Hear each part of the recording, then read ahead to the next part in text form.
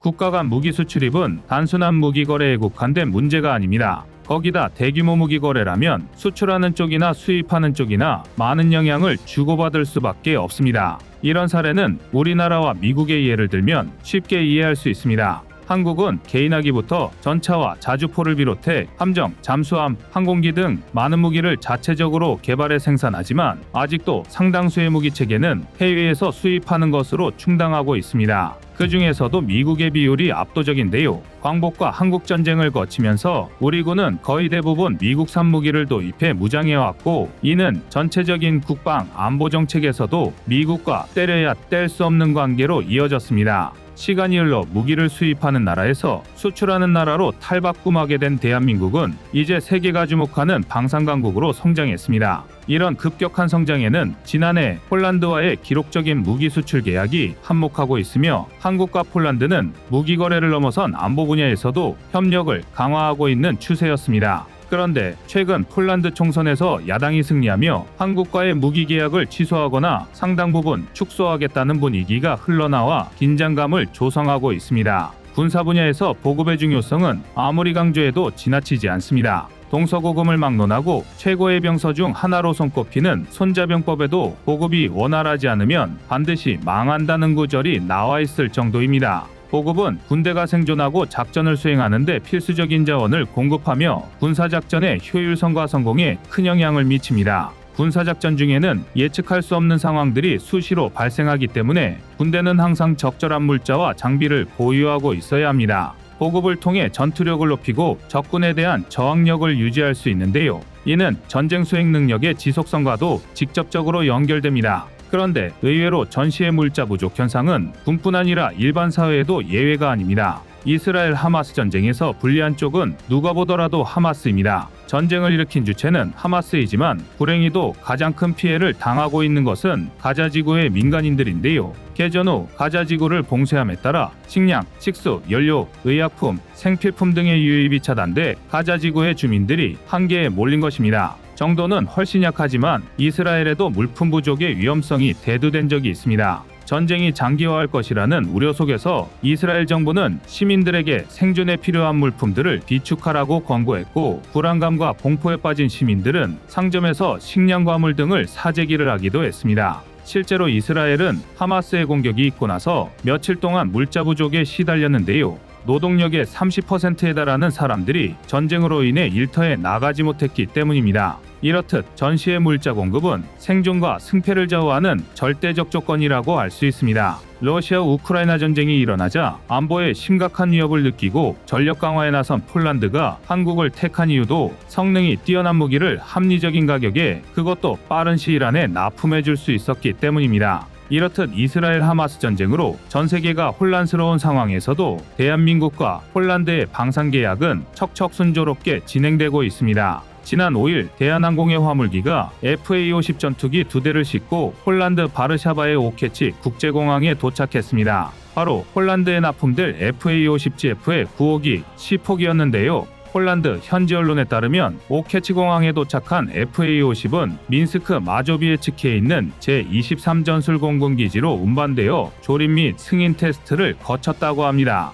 FA-50뿐만 아니라 국산 MLRS 천무 다연장 로켓의 폴란드형 호마르 K 2차 물량까지 폴란드 땅을 밟았다는 소식도 전해졌는데요. 폴란드에서 천무 발사대와 통합 작업을 위해 세대의 예르츠 트럭이 보내졌고, 그중 두 번째로 완성된 호마르 K와 폴란드 현지 통합 작업을 위해 준비된 4대의 발사대 모듈이 추가로 폴란드 그단스크 항구에 하적되었습니다. 우크라이나에 이어 이스라엘까지 연이어 발발한 전쟁으로 유럽과 미국이 무기와 군수품 부족으로 허덕이는 와중에 정해진 기간대로 척척 납품하는 한국 방산의 조용한 움직임이 더욱 주목받고 있습니다. 그런데 약속을 지키는 한국과 다르게 폴란드 내에서 한국과의 방산 계약을 깨뜨리려는 움직임이 포착되어 논란이 일고 있습니다. 최근 폴란드에서 치러진 총선에서 한국 무기 도입을 반대하는 야당이 승리하며 폴란드의 국방 전략이 전면 재검토되고 있는 상황입니다. 지난 6일 폴란드 차기 국방부 장관으로 유력한 토마시 시에모니아크 하원 의원이 언론을 통해 지난 정권 책임자들의 군비 계약은 투명성이 부족하고 야당과의 소통도 부족했다며 한국무기 도입 사업을 직접적으로 비판하고 나섰습니다. 또한 현대로템과 체결한 K2 전차 구매 계약의 구속력이 아직 확정되지 않은 사실과 어떻게 구매 계약을 이행할지 의문이라며 현재 진행 중인 K2 전차 2차 도입 계획을 걸고 넘어졌습니다. 여기에 현 정부가 계획한 30만 명 규모의 군대 양성 계획은 비현실적이라면서 22만 명 규모의 15만 명의 전문 병력을 핵심으로 삼아야 한다고 주장했습니다. 결국 현 정부에서 추진하고 있는 군사력 강화 계획을 축소하고 한국무기 도입 계획도 축소하거나 무효로 하겠다고 밝힌 것입니다. 토마시 의원은 현재 정권을 잡은 폴란드 야당에서 차기 국방부 장관 후보로 내세우는 인물로 그의 주장은 새로운 정권의 국방정책 기조를 대변한다고 볼 수 있습니다. 폴란드는 우리와 마찬가지로 직선제로 선출된 대통령이 군통수권과 총리 임명권을 맡지만 정작 실질적인 국정운영은 다수당이 선출한 총리가 담당합니다. 총리의 영향력이 강할 수밖에 없는 구조입니다. 그런데 총선에서 덜컥 야당이 승리해버렸으니 여당이 추진한 한폴 방산 계약에 악영향을 미칠 것이라는 주장이 나오는 것도 당연합니다. 심지어 이런 주장이 단순히 대한민국 국내에서만 제기된 것도 아닌데요. 세계적으로 명망이 높은 군사 매체 디펜스 뉴스는 전문가 칼럼을 게재하면서 폴란드의 차기 의회를 구성할 야당 지도자들이 국방 예산을 조절할 가능성을 언급했다며 이로 인해 폴란드가 대한민국과 체결한 방산 계약 역시 중대한 변경이 생길 수 있다고 지적했습니다. 30조 규모의 폴란드 2차 수출 계약을 앞둔 상황에서 한국 방산의 치명적인 악재가 터진 것입니다. 우크라이나 전쟁이 아직도 지속되고 있는 상황에서 한국이 아니라면 폴란드가 어디에서 무기를 조달하려고 이러나 싶었는데요. 폴란드 야당이 기대를 걸고 있는 것은 바로 이유였습니다. 러시아를 싫어하는 것은 폴란드 여당과 야당 모두 마찬가지이나 야당은 친유, 친독일로선을 유지해왔습니다. 특히 현재 폴란드 야당 지도자 도널드 투스크는 독일계 폴란드인으로 일각에서는 독일 스파이라는 소리까지 듣고 있을 정도로 친독일계를 대표하는 인물입니다. 때문에 독일 무기 대신 한국 무기를 도입하겠다는 여당에 가장 격렬하게 반대해왔었고 이제 자신들이 정권을 잡았으니 이전 정권의 계약은 무효화하고 다시 독일 무기를 도입하겠다는 것으로 해석되고 있습니다.